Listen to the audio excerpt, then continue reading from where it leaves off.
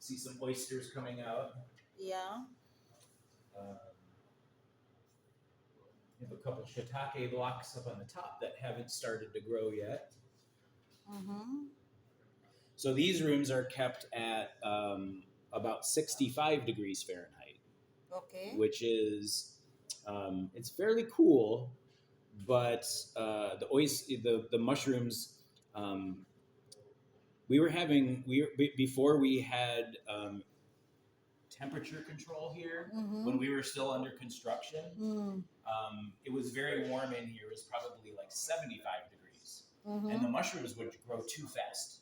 Would not grow too fast. They would grow. They would grow too fast. Mm-hmm. So like we would see oyster mushrooms like this, and the very next day.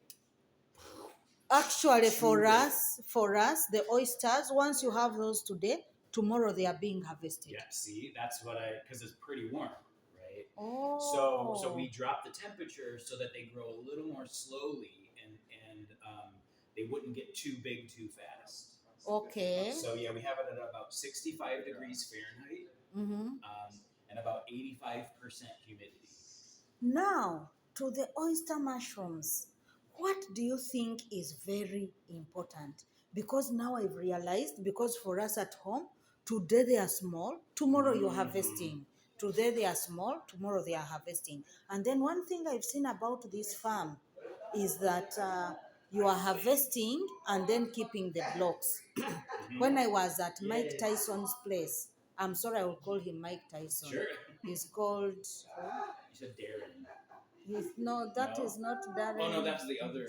That is James. Right. He's called James, but now he's my commenter. Okay.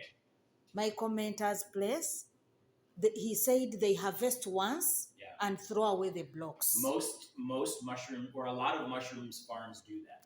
Mm-hmm. They because once you harvest it, it has to sit for another week or two. Yes. And that just takes up room in the in your fruitation room, and so sometimes that's not super efficient. Okay. Now we are starting off very small.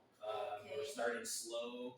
We just started selling mushrooms only a month or maybe 2 months ago. Okay. So we're kind of starting slow. So we have the opportunity to keep them longer. At some point, when we start to grow more mushrooms, we might not be able to do that. And then I have my friend I met at the Mycofest. For him, what he does, he rescues mushroom blocks and gives them out to other farmers who might not have food, so that they have healthy food. But he's in US, so he keeps moving around. Rescue the moment you have harvested, you give to him. He gives out to the farmers. Sure. Free of charge. That's great. They grow and they get some income. Yeah, thank you so much. Yeah, that's so.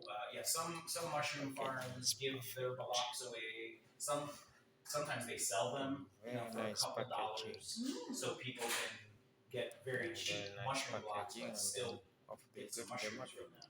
And he's putting them in a But cool a lot of box. mushroom farms do just give them away, because otherwise, what are you going to do with all of those blocks? This lady over here, she's doing some Infected or get sick. packaging So of you exactly. give it out Let's free. give it and then walk away. Yeah, hope for the best. Okay. So I was asking, what is the best requirement? Because now high temperature makes them grow quick, and then also moisture. I can see there is a lot of moisture. Yeah. About 85% humidity. We're 85%. so with these foggers, we can set it exactly to the exact humidity that we want, and it still fluctuates, right? It's like it blows it out and then it stops, so it goes up and down a little bit, but it stays at about 85%, which has been really good. And then we have to have fans. We have like some fans. Yeah, I can see the that just got cleaned that need to go in here. But that just blows the moisture around so that. So do you? Circulates. So then, this is a reverse osmosis filter because This the is the water, the very water good coming in is city water, and it has some chemicals in it. It has chlorine, and some mushrooms don't like that stuff. And the machine itself needs to have filtered water because minerals and salts and things in the water will break the machine. It'll build they up can't and clog it. They can't. corrode it. Yeah, so it has to be filtered.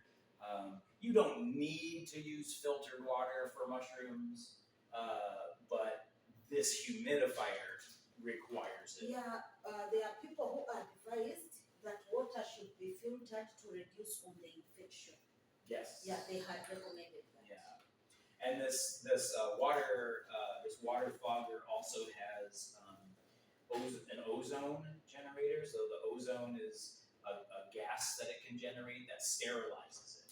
Okay. So it every I think like 2 times per day, it sterilizes itself so that if there are spores in there, it kills the spores, it kills contamination. So we're not blowing contamination all over our rooms. It's so amazing how people in Uganda can fail to have clean drinking water. But now here, the mushrooms have filtered water. Can you imagine? Can you imagine? Yes, sir. Thank you so much for sharing. You're welcome.